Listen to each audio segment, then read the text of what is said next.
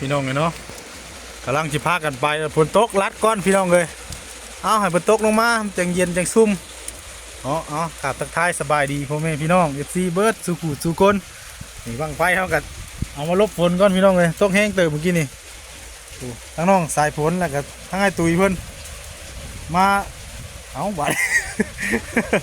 อยากนอนแล้ววันนี้ฝนตกก็อยากร้อนวันนี้โอ้เกี่ยวสิไปแล้วป่ะโดยสบายดี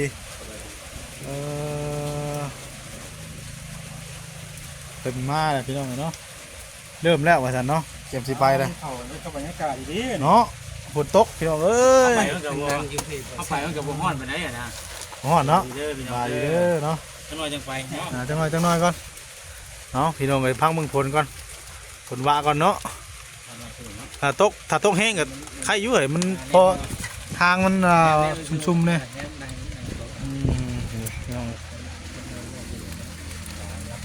นะพี่น้องผู้เพิ่นกับพากันลังไปแซวเด้อเดี๋ยวจึงไปติดตามเบิ่งในงานพี่น้องเนาะตอนนี้ยังพากันลบฝนอยู่พี่น้องเอ้ยจะจูดบังไฟได้อยู่บ่ฝนตกบานนี่จูบได้มื้อนี้ก็จูบอื่นเนาะพี่น้องเนาะมืดมืดเลยวันนี้ตกมาแน่เด้โอ้ยสุ่มเย็นเลยเด้นี่เพิ่นฮู้ว่าเพิ่นสิจูดบังพื้นบังไฟขอฟ้าขอฝนตกลงมาแล้วเนาะเอาพี่น้องเลยไปติดตามกันเวลาอยู่ในงานเมื่อไหร่พี่น้องเลยเปิดภาพมาวันนี้กับมาหอดงานเนี่ยผู้คนนำทางกันไล่น้องพี่น้องเนาะไปเรื่อยๆแต่บ่าวผู้แพ้วผู้สาวเพิ่นกำลังเข้าในวัดเนาะมือพื้นบังไฟเพิ่นไม่ค่าเศร้าคายครับผู้จอดทางนี้ก็ได้แปลนได้นี่ใกล้เนาะใกล้นี่ยังนี่ได้ใช่ป่ะจอดได้โอ้ได้ป่ะได้เพื่อนนานจอดได้แล้วรถมีตะแก้วใช่เนาะได้ป่ะได้ได้อ๋อเด้อจับบังไฟมันอยู่น่ะโอ้โธ่ดีแล้วไปดีเลยดุดมือเลยดุดมือกับจับหางมาแล้วเนาะพี่น้องงาเพิ่นกำลังเริ่มเพิ่นกำลังพากันลังไหลลงมาเนาะอยู่วัดน้อยอ๋อหลุดจักมาแต่บ้านอื่นแน่เนาะเป็นในงานมีแต่วัยรุ่นเนาะรุ่นหลายงานวัด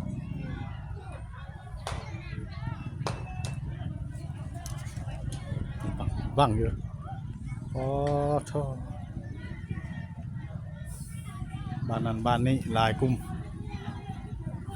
เอาเบิ่งบรรยากาศน้ำกันพี่น้องเนาะเป็นจังใด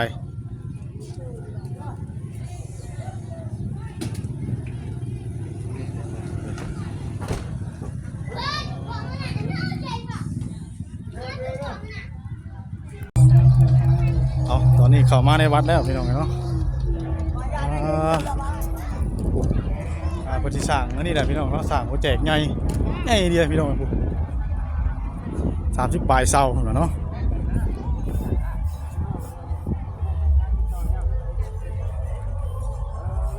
พาน้องใส่ผลมาแห่งไพ่เหมือนนี่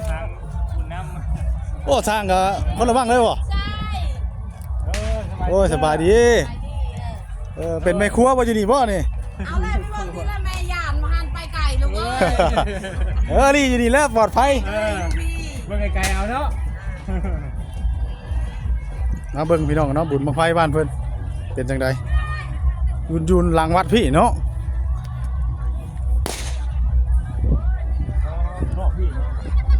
อยู่ที่เนาะเอาว่าสถานที่วัดแค่โอ้ใกล้หนองว่ามีหนองแล้วบ่เชียงตู้จักเชียงยังได้พี่น้องกันเนาะพื้นลายแห้ง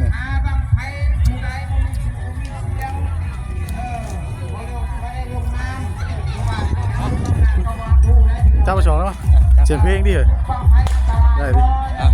ไปเป็นลงทะเบียนก็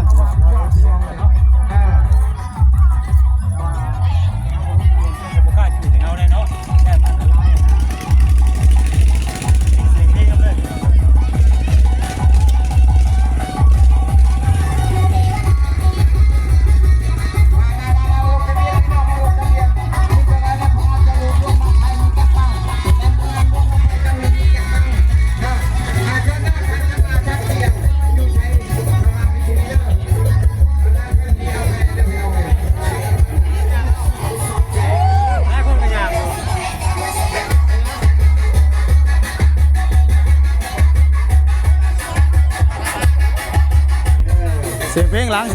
พี่น้องเนาะตะตู้ใกล้พอดเสียงสิดังเด้อพี่น้องเนาะคนสิหลายแล้วนึงเนาะออกมาแล้วพี่น้องเนาะคนหลายพี่น้องเอ้ยหลายคนอยู่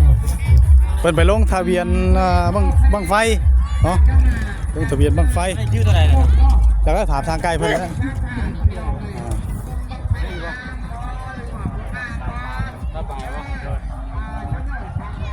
กำลังล่างออกมาเพิ่นเตรียมจุดด้วยเนาะเตรียมจุดเลยพี่น้องเลยสาวกำลังล่างมาเลยน้องๆใหญ่เพิ่นลายเนาะไม่รุ่นลายเนาะเข้าไปในวัดก่อนพี่น้องเลยเศร้าหากินน้ำก่อนพอดเลยเฮ้ยคนขับไปก็ดีเรือแตกเลยเรือแตกเลยวะฮะ ลงทะเบียน ลงแต่เบียร์ไฟ แม่กำลังที่ไปขายกระเล่มให้ โอ้ยจะมายังขายมันห้อนกูนี่ก่อนโดย เนาะพักกินน้ำกินได้ก่อนเนาะ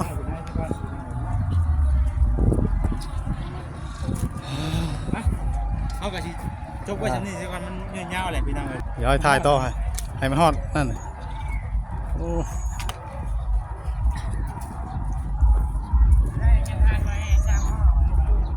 มาดีเด้อโอ้ยงาโอ้โดย ตอนเราอยากเพิ่นกันใช้ช้างขาดช้างยังนิดนึงเลยแหละว่าเก็บภาพบรรยากาศไปนิดนึง แม่ จะงุ่มกับเริ่ม2 โมง อันนี้ของไทยนี่กำลังถวายโดย แม่แล้วต่อไป2 โมง4 โมงประมาณ3เริ่มบ้างไป ใหญ่ดีเนาะ แม่สลาใหญ่ รายใหญ่เลยพี่น้องเป็นกำลังที่สร้าง แจกใหญ่ สร้างหัวแจกใหญ่ ครับใหญ่ ทั้งเบิดจักเสากับทั้งเบิด ไทยเขาเป็นโบสถ์ แม่นโบสถ์ ลายชาว ฮอดบ่อน 36 ต้น 36 ต้น แม่ยาว35 36 เมตร ถือว่าใหญ่เนาะใหญ่ 9 เมตร ใหญ่ สุดสำเร็จ ตอนนี้กำลังยกเสาขึ้นเนาะ แม่ ถือว่าเฮ็ดไปเรื่อย ญาติโยมนะครับสวยครับมาได้มันเป็นบัตรเขตนอก เขตนอกเนาะ ธรรมะกับมาได้แพร่เนาะ โอ้ มาแพร่ญาติโยมมาแพร่ โดย บารมีบุญสูงคอยเห็น คอยเฮ็ดคอยสร้างไปเนาะ หมอนี่เคยบวชนำ แม่เพิ่นเพิ่นชื่อเลย เคยบวชเนาะ น้องจะพลเคยบวชอยู่นี้โอ้ เคยอยู่น้ำคอยนี่3-4 เดือน บ่ ไม่สิเอาเราตะกี้หั่นช่วยคนจน บ่โอ้ คนรวยเราคนพบเขาไปถามมันตามมันสิให้เพราะนั้นมันเห็นความดีนะ ให้เราบ่อยากบวชดีบ่ ถ้ามันบ่บวชชีวิตมันบ่ดีขึ้นเลยหรอกแก่เวรแก่กรรม โดย บางไฟเอาย่านี่เลยดิ4 บาทจะทานจุดเปิดก่อนจะทานจุด บ่ได้แต่ทางน้องจะพลเพิ่นเคยบวชอยู่นี้พี่น้องเนาะได้ 3-4 เดือนมาอยู่นำญาเพิ่นเนาะตอนนี้เพิ่นกำลังสิโอ้ แต่ว่าลูกศิษย์โคตรเอา ลูกศิษย์เลยแหละเนาะ เรามาขอเด้ โอ้ เรามาขอเราจะบวชมาขอแล้วให้สิกาครับเนาะนะครับก็แต่งบวยว่าเราสิบวย เงินแล้วก็เนาะ จำได้อยู่บ่ล่ะจำได้อยู่บ่จำได้เนาะ แล้วจ่ายเงินในเพื่อนก่อนดูเดียวเพื่อน กำลังเฮ็ดเทือนให้เพิ่น ใจน้ำ โดย ทั้งเพื่อนเลยนะชมพูตูน นี่บอก โดย เรื่องอยู่ทั้งแม่เพิ่นเรื่อง ดูบังไฟน้ำนี่ กับบ้างไปเพื่อนเอานะ แม่ยังนี่แม่เพชรจาก USA เนาะ โดย เด้อแม่เพชรเด้อ ว่าพวกเก่งน่าจะทานจะทานรับเพิ่ม โอ้ยนะเก่งนะ เรารับเพิ่มใส่น้ำเขาได้ได้แบบนี้แหละ นายเพื่อนในน้องเพื่อนก่อน โดย นี่นะนี่ได้ใช่นี่ไม่ใหญ่นี่คุณพ่อ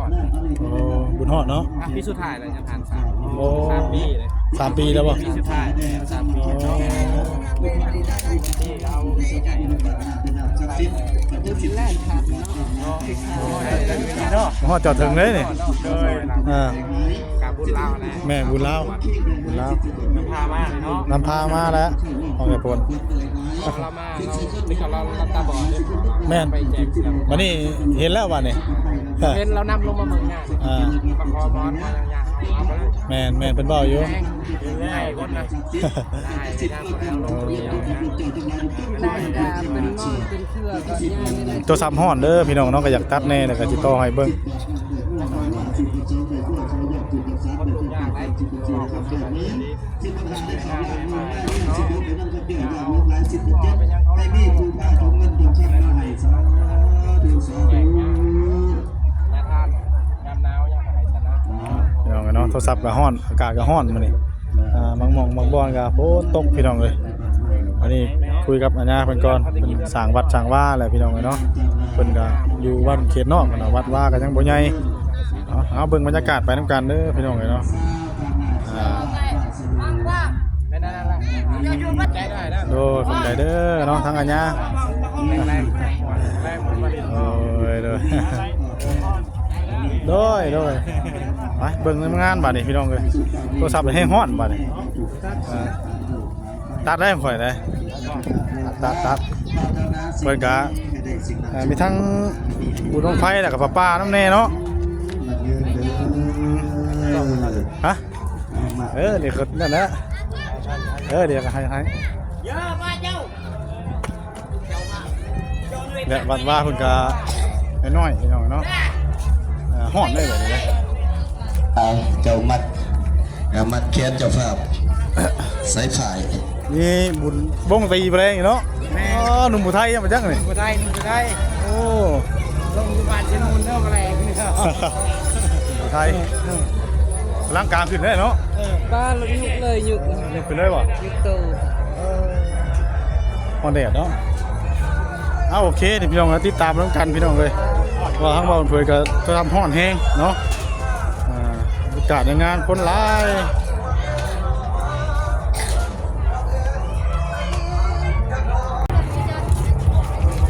จิตเดียวให้พี่น้องเนาะเอาออกมาข้างนอกเสียเพลงกับคนหลายเนาะ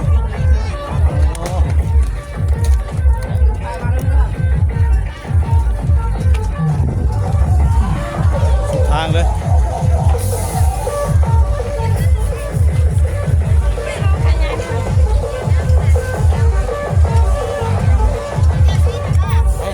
เริ่มหรือเปล่า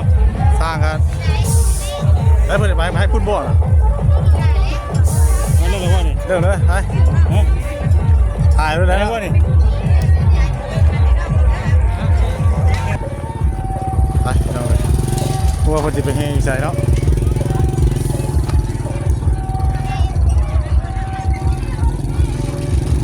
เอาภาพบรรยากาศต้องการพี่น้องเลยพอดีมาให้พี่เข้าไปทางในเนาะทางอันนี้เพิ่นมาให้ไปพี่เริ่มแต่นี่เริ่มแต่เพื่อนผู้ใหญ่บ้านเนาะ เริ่มว่าเข้าไปกันไปเลยสินะ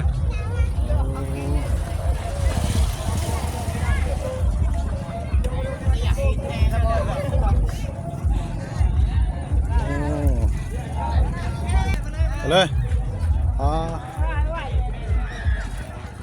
ประเทศที่ไปพี่น้องเนาะเบิ่งบรรยากาศด้วยกันเด้อพี่น้องเลย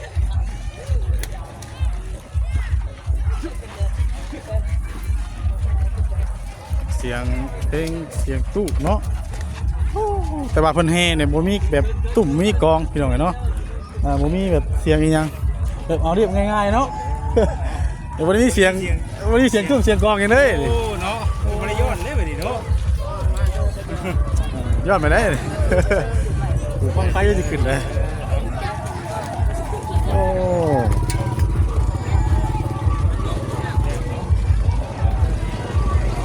บ่มีเสียงกองเสียงหยังเนาะเฮไปนี่เลย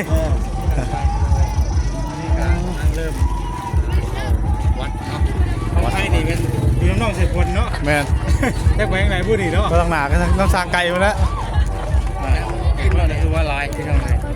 เอา บรรยากาศทางการไปอากาศเป็นยังไงเอ้ยนอนมันนี่ก็ได้เนาะ ติดตามกันเบิ่งยาวๆเลยเอ้ารถไหลบ่น่ะ คนหลายเนาะ คนไหลแบบบ่ได้มีผู้สาวผู้แก่เด้มีแต่วัยรุ่นทั้งนั้นเลย ภาษาเพื่อนกันอยู่ได้พุ่นเนาะ มีแต่วัยรุ่น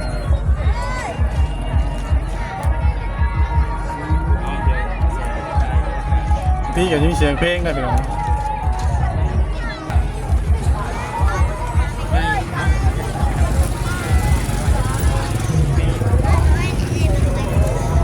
วัดป่าอรันเนาะ วัดป่าอรัญญา วัดป่าอรัญญาเนาะสิวัดเนาะมีป้ายวัดสิวัดวัดป่าอรัญญาเนาะเดี๋ยวมาแซนไปใต้ป้ายเพื่อนก่อน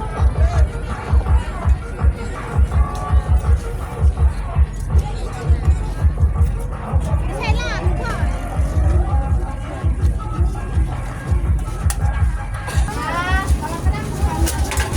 ก็ แล่นแล่นเลย ก็อากาศเย็นแล้วพี่น้องเนาะ เพลงไหน ขบวนบังไฟ มันเริ่มไปได้นี่เนาะ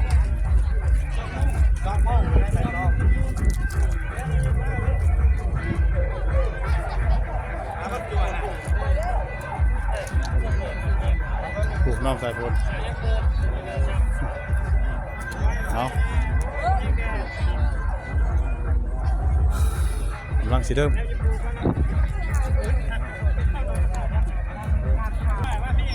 พี่น้องกำลังจะเริ่มแห่เนาะสำหรับคลิปนี้ทั้งเบาเผยก็จะได้พอตูจบคลิปเนาะพี่น้องเนาะต่อกันคลิปต่อไปเด้อพี่น้องเลยเนาะจบคลิปพ่อคลิปต่อไปพี่น้องเนาะสบายดี